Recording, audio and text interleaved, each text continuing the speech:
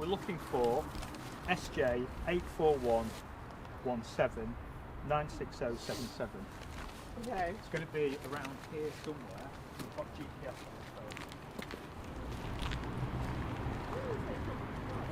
the phone. So there's Chorlton Abbey. So effectively that southwest corner is more or less in line with the end of this building. 84130 96092 And then 96085. Yeah. So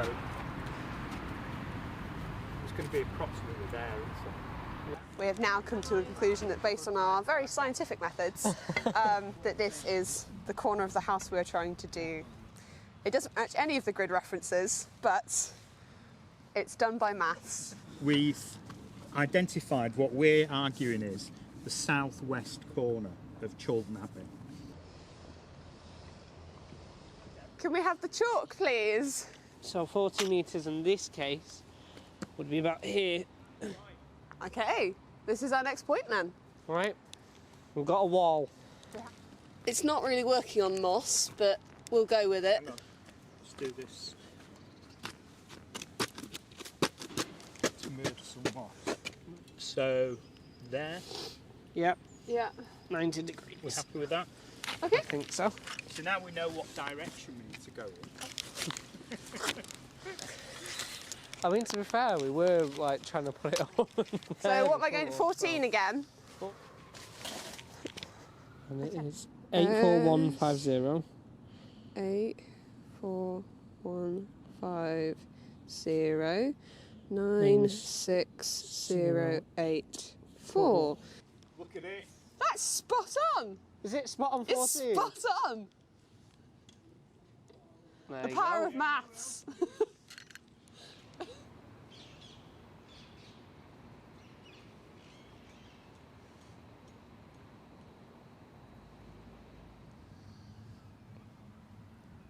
Most of the points that we've done are in the house. Most of the Pretty space much. between it is in the house. It's somewhere within the house.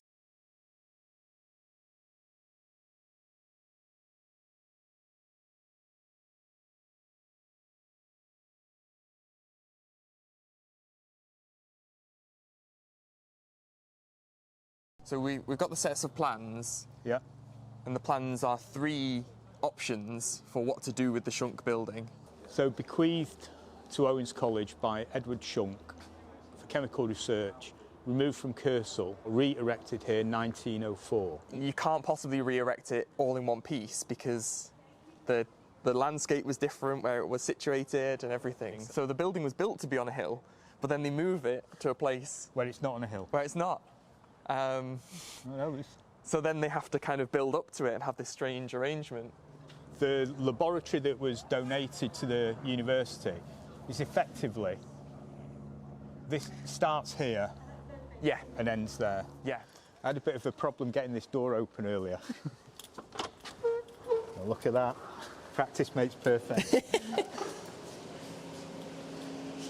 For the purposes of our exploration, this is us really. Yeah, And Yeah. everything that's going on in there is probably interesting, but 1900s rather than 1870s. yeah, it's what the university's done to join together this donated laboratory to the university proper. Yeah. If previously this entrance was over there, That would have been the outside wall then, yes, because this That equivalent. effectively, in Kersal, this would have been an outside wall. yeah.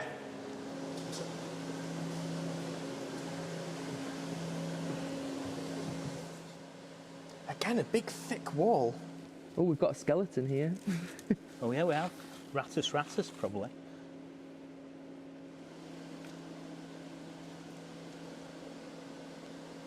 Do you know what? I think we're in the chimney. It's so mind-bending as you're walking around trying to visualise how things changed.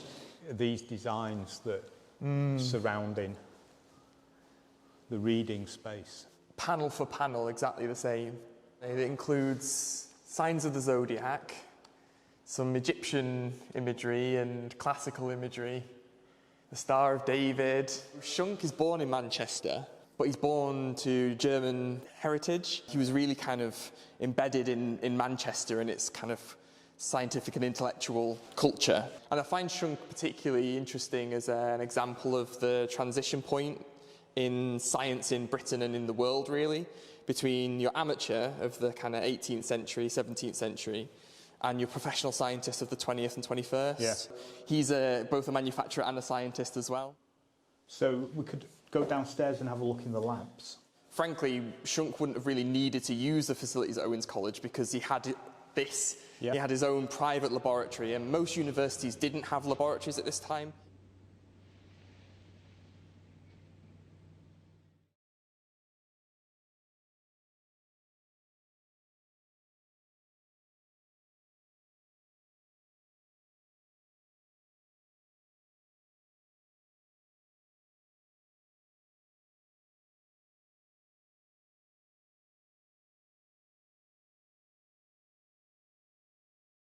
Len Johnson lived here in the post-war period in Bold Street in Moss Side. He's one of the most successful middleweight boxers of his generation. He could have fought any of the title winners at the time, but was never given the opportunity because of the colour bar. What we do know is he came here to have drinks with a group of friends. They come in and he's denied service by the licensee of the pub. He describes himself as being embarrassed by this experience, in his own words, as humiliated, and objects to the treatment that he receives. And then the police are called, and the police arrive, and he's asked to leave, which he does. But then over the coming days, he organises a campaign against the colour bar in the Old Abbey Taphouse, and he consults with some of the most prominent political leaders in the city. Len didn't even drink, so like... That's right, yeah. It's not like he turned up here for a pint and got turned away. It was like the community really thought about how they could make a change, and a lot of people will have put the work in to make it happen. Maybe they thought it was a place that they could start the change. He comes back for another drink with an associate. They sit down to have a drink together, have a discussion with the pub landlord, and the pub landlord changes the position and says that the colour bar will no longer be applied here. But, of course, that doesn't create a city-wide change. It's just here in the pub. But it is a beginning to the kind of larger struggles that are going to take place throughout the 1940s, 50s, 60s that result in the passage of the Race Relations Act. And this pub used to be a late-night drinking pub for the police. Oh, that's interesting. So they used to come here and, doors were locked. Because it was a pub that was built within a community, and then that community's taken away, the pub's not really got a customer base anymore. By the time you get to the period of the 60s. Yeah, and, so by removing all that, that story we're talking about, people, their homes are knocked down and they're relocated. Yeah. But the pub's left. But you have got the police station just across. That's interesting. There. It's weird because I was thinking about it the other day, we're a community pub, but there's no community directly around us at the moment.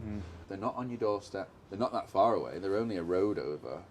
They've still got a cobbled street here from from the roads that used to be here, and we're still on, we can't get good internet because we're still wired up to the local housing estate and not to the science park. So even down to the wires, we're still connected into the local community. Yeah. So the Old Abbey Taphouse is owned by the Science Park. It's a great amenity for the community here.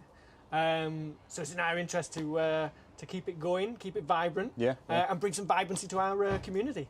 You mean the fact that it's a pub? Yes. It's the reason it's still here. The reason it was a pub, well, the fact that it was a pub has probably saved it, if I'm honest. Yeah. Yeah. Hume's very much a mixed race society. It's Afro-Caribbean and Irish heritage. And ever since I've grown up here, it's kind of largely been like that. So it's nice that the story is not just of breaking the colour bar, but the community coming together. The main project we're running at the moment is the Taphouse TV dinners, which started on the eve of the first lockdown when we had some surplus stock that we needed to get rid of. We don't identify a certain type of person, but if you feel that you need a break from cooking for a day, you can apply for it. There's a community Meals on Wheels, which started in lockdown. So I suppose an emergency kind of food response, and has kind of carried on just because there's still a need in the area. There's a lot of people that we're feeding.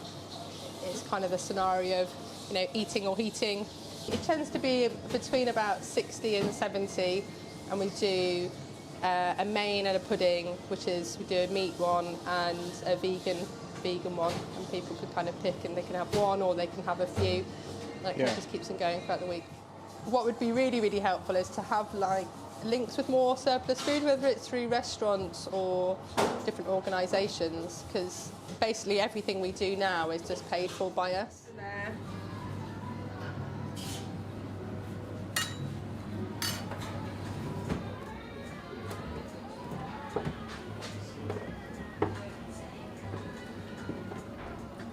And it also feeds into the Kickstarter program that we're running at the moment, which is kind of the second social project that we run. So it's a government-led project which was created to get young people from 16 to 24 back into work after the pandemic. So they made it quite clear that it was open and people could sort of move forward with the stuff they were interested in. The Old Abbey's been really good in making sure that we do actually get, experience that we can build upon in other ways. But I don't think Kickstart itself guarantees that. We've already been learning skills that are kind of useful for trying to build your own kind of sort of business in a way, or be part of other businesses, such as like, we put on live events because we host the open mic, we do the sound for that, and that's something that we have to do they expect us to know how to do that after like a week or two of training. It's been a really successful project for us, and it means that TV Dinners now has 4 or 5 people in the kitchen every week who are learning and cooking for the community at the same time. Cassie, who's in there today, who you might meet in a bit, has got really into baking cakes and no experience of cooking before she came into working with us. She's 18. But like everyone went to the Labour Club, and that was like the place to go, and everyone went and drank there. And there's like cheeky lock-ins and this, people sharing these stories are now in their 70s and but then that got shut down. Found out a few weeks ago that Hume comes from a Gaelic meaning small island, and it's weird that it's actually ended up, it is a small island amongst rapidly developing high-rises. It's just nice as well to have a pub as a space where people can they can come and have a coffee and a chat. When, you look around the area now and most of the pubs are now just bars that are always blaring loud music full of students, and they've sort of excluded the residents. My preference is teetotal, so that pub doesn't present in that manner. But the pub represents as a community hub. As we started into lockdown, I found that the kitchen was still busy, so I thought I'd come and give a hand. My speciality is washing up. Pot washer extraordinaire. Because we get the food out like 5:30, 6, it's quite hard to get it to some people. Yeah. But say someone lived in the area in East Manchester, then actually we could accommodate more people. So the Old Abbey Taphouse wanted to make meals for people, but they needed a sort of delivery team. They send us a list of who needs it delivered where, and then we go out and deliver it. If people we're delivering to maybe have a problem or we haven't heard from them in a while, we can talk to them. We've got that sort of line of communication to them. Alright, thanks very much. No, it's cool. Exactly the time. See you later.